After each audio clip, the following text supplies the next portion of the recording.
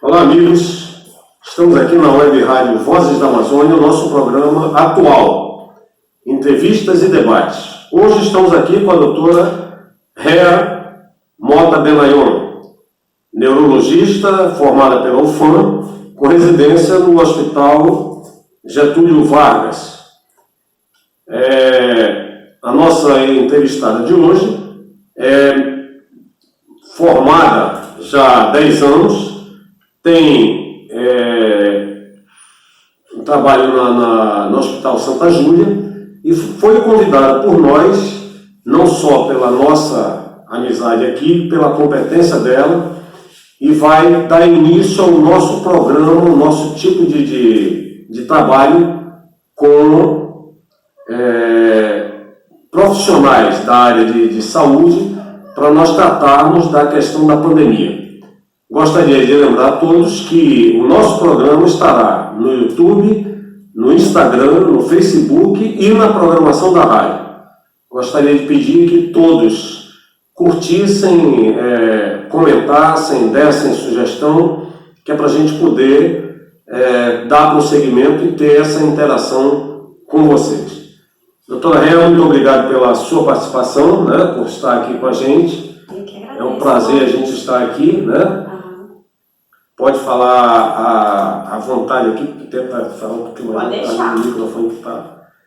Em primeiro lugar, já que nós estamos falando de pandemia, eu queria saber qual a sua visão geral sobre esse quadro da pandemia aqui no Amazonas. No momento, como a senhora colocaria o quadro geral da pandemia no Amazonas? Assim, nós tivemos um período bem complicado, né? Nós passamos por um período muito difícil recentemente, né? Agora em dezembro e em janeiro, onde nós tivemos uma situação caótica, todos nós sabemos o que a gente viveu, mesmo as pessoas que não trabalham na área da saúde, com certeza todo mundo acompanhou a gravidade da nossa situação, né? Hoje a gente está vivendo um momento onde os casos estão caindo aqui no Amazonas, mas ainda é um momento de risco, né? E ainda é um momento em que a gente precisa continuar com os nossos cuidados, porque sim, sempre que houver aglomeração, sempre que houver um comportamento inadequado da nossa parte como cidadão, a gente vai ter novos surtos da Covid-19, até porque grande parte da população ainda não está vacinada. E é isso. Eu acho que nós estamos num momento em que os casos estão caindo aqui no Amazonas, mas ainda é um período onde a gente precisa de muita cautela. Mas é uma situação de queda, mas não é uma situação de tranquilidade. Não, de jeito nenhum. De jeito nenhum. Doutora, está se falando muito de variante, inclusive se deu essa denominação de variante do Amazonas, não sei se a senhora concorda, né? Que eu chamo mais de variante brasileira. E se falou muito da SARS-CoV-2, aí tem as variantes, tem o Covid, depois Covid-19. Como a gente poderia entender toda essa confusão e como é que nós chegamos, depois com todas essas coisas, ao Covid-19 que nós falamos hoje? O Covid-19 é o nome do vírus, né? É um vírus que realmente foi identificado pela primeira vez em Wuhan, na China, em dezembro de 2019.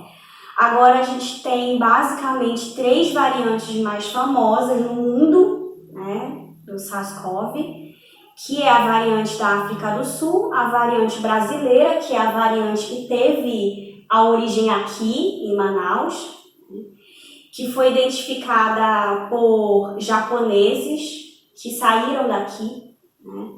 E a gente tem a variante do Reino Unido, né? Então são 3 variantes mais famosas, digamos assim.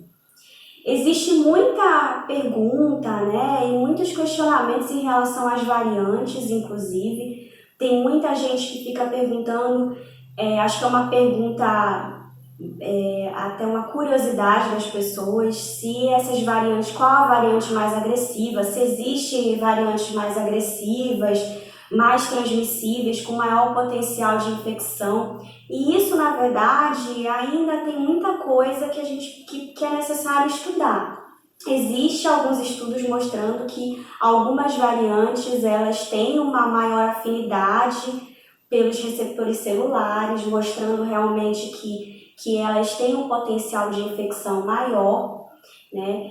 E existem algumas variantes que mostraram ter uma menor a vacina ter uma menor resposta a elas, né?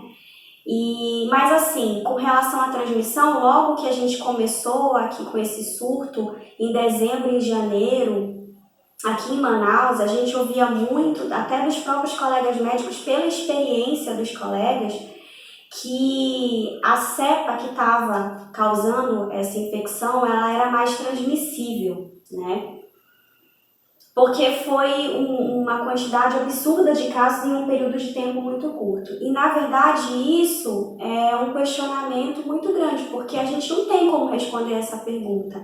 Às vezes a gente fica perguntando, será que realmente essa cepa ela é mais transmissível, ela tem um potencial de transmissão maior, ou nós que tivemos um comportamento muito ruim? Então, não seria essa transmissibilidade maior, não é uma coisa cientificamente comprovada? Não. Em dezembro, nós tivemos um comportamento aqui em Manaus muito ruim, de aglomeração, de não usar máscaras, né? E, assim, fica a pergunta. A cepa era realmente mais transmissível ou nós tivemos um comportamento muito ruim e permitimos que ela fosse transmitida de maneira mais fácil? A gente não consegue responder essa pergunta. Falando nisso, nós falamos muito, inclusive tivemos um programa aqui a respeito só disso, a questão da responsabilidade social. E aí eu queria que a senhora falasse da importância do distanciamento social no combate à pandemia. Inclusive, o que seria realmente o distanciamento social? Porque muita gente ainda não entendeu totalmente essa noção de distanciamento social. Então, eu queria que a senhora falasse sobre o que é e a importância do distanciamento social para a própria medicina. O distanciamento social, ele é uma das medidas mais eficazes, né, para reduzir a transmissão do coronavírus.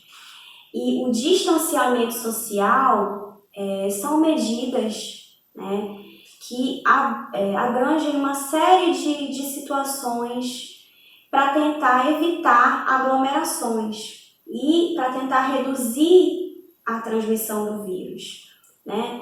Por exemplo, a suspensão das atividades não essenciais, fechamento de comércio,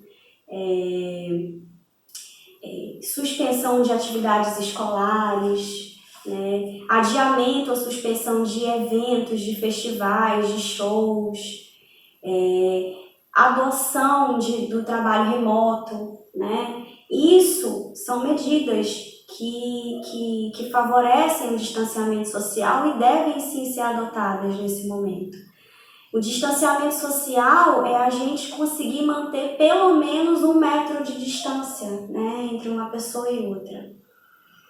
E sim, é uma das medidas, juntamente com o uso de máscaras, juntamente com a higienização correta das mãos, é uma das medidas mais eficazes para se evitar a infecção pelo coronavírus. Quer dizer, as pessoas ainda não entenderam que esse conjunto, né, de distanciamento social, uso de máscara e a higienização, que não é só o álcool gel, a higienização como um todo, sim, eles precisam fazer parte da vida das pessoas para poder se chegar a pelo menos a uma diminuição significativa, né, da disseminação do vírus, para que se possa voltar ao mínimo de normalidade possível, né? É muito complicado complicado porque a nossa cultura, principalmente a cultura aqui do nosso Amazonas, nós somos muito calorosos, nós gostamos muito de apertar a mão, de abraçar, de beijar. Então é muito difícil, a pandemia ela veio realmente para mudar o nosso comportamento, né? E, assim, nós somos um povo muito caloroso, então às vezes é muito difícil manter o distanciamento social, mas a gente tem que entender que esse distanciamento social, hoje, ele é até uma forma de amor e de cuidado com as pessoas que a gente gosta, né? Que a gente ama. É assim que a gente tem que pensar. Tem que mudar até o conceito de amor, né? É. O amor seria você cuidado, não, né? você não ter essa atitude de chegar perto, de abraçar, né? Sim. Bem, doutora, uma pergunta que é super importante. Muita gente fala contra e a favor do tratamento precoce. Qual seria a sua opinião pessoal a respeito do tratamento precoce em relação à Covid-19? Bom, primeiro de tudo, né, só para as pessoas entenderem, o que é o tratamento precoce, né, o famoso kit Covid, né, que a gente chama.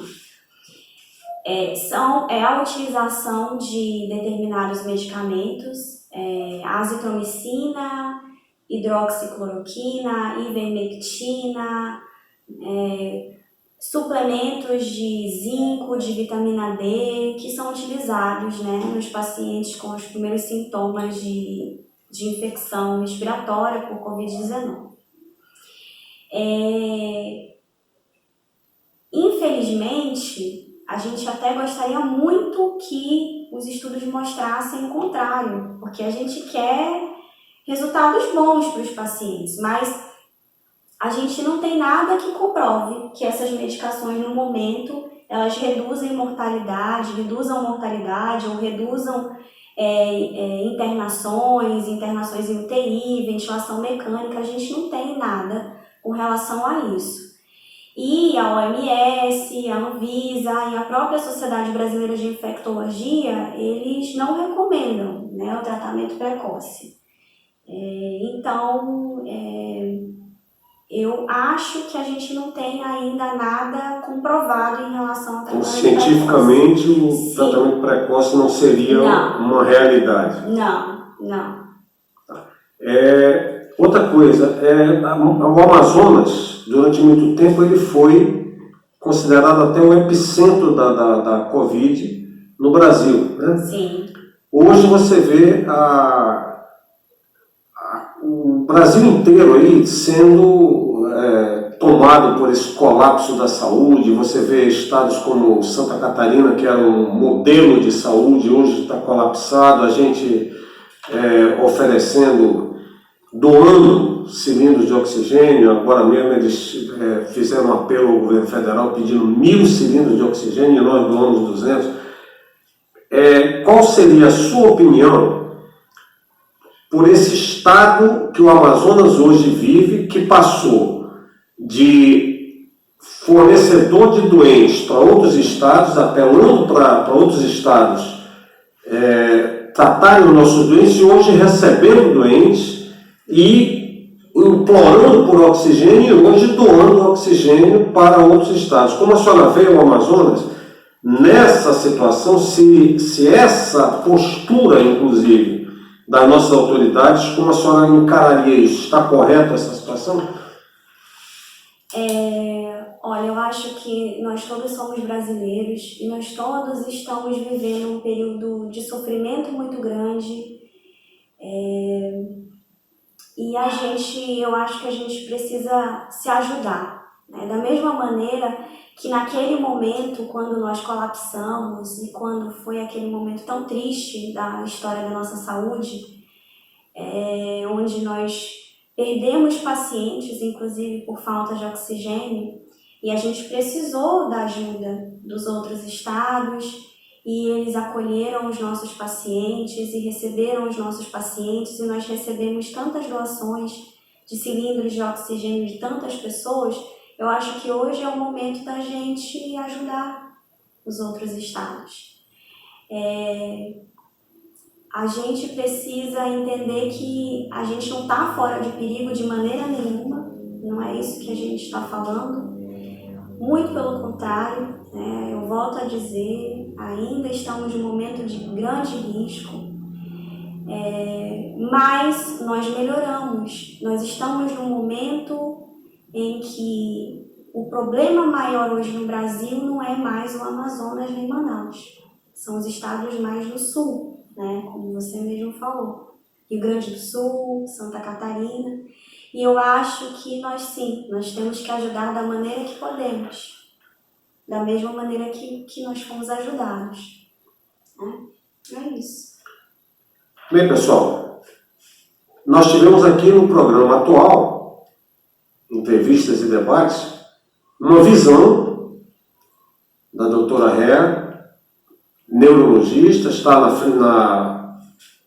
à frente, né, dos trabalhos do Hospital Santa Júlia, na linha de frente do tratamento da Covid, e a gente vai tentar sempre trazer profissionais de várias áreas para dar a vocês uma visão profissional isenta, mas uma visão de quem vive o momento.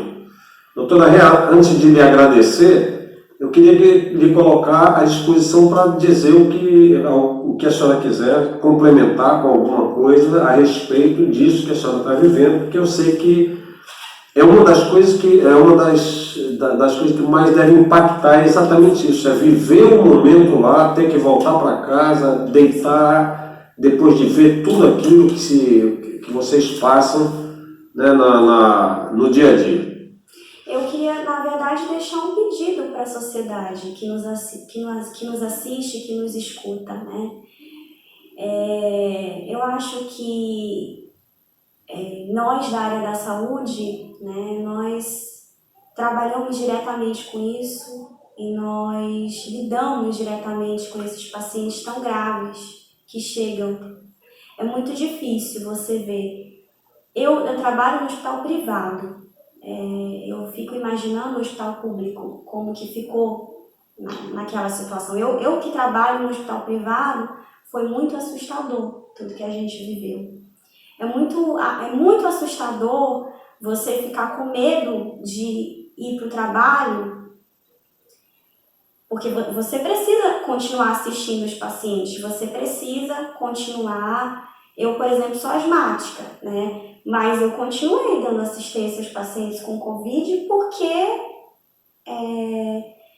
nós estávamos num período em que o hospital precisava de recursos humanos. Você tem que superar suas próprias limitações, às vezes as suas comorbidades têm que ser superiores. O medo de você ter um medo é muito apavorante, essa sensação de você ter medo de se infectar por um vírus. Você precisa trabalhar, você precisa ajudar as pessoas. Você fez uma promessa quando você se formou em medicina, né?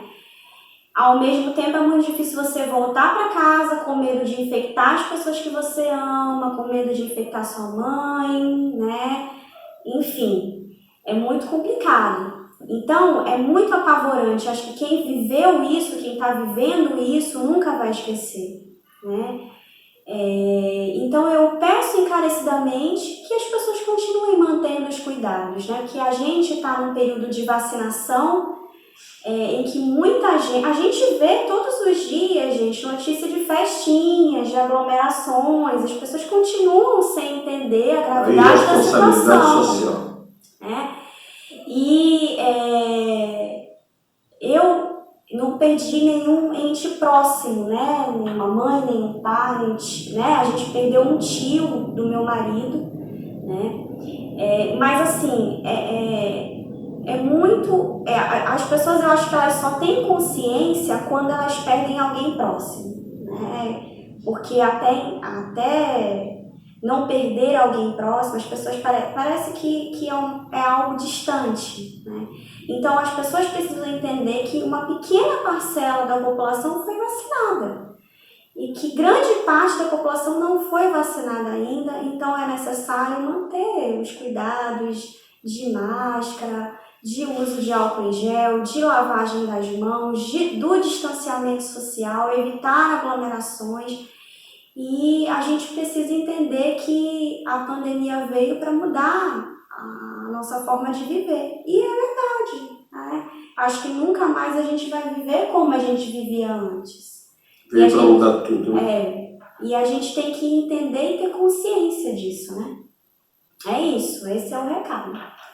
Então, mais uma vez eu gostaria de te agradecer, doutora Ré, nossa primeira entrevistada no programa atual, em entrevistas e debates, será colocado no ar na quarta-feira, às 19h30, e a partir desta semana nós teremos os programas gravados via Instagram.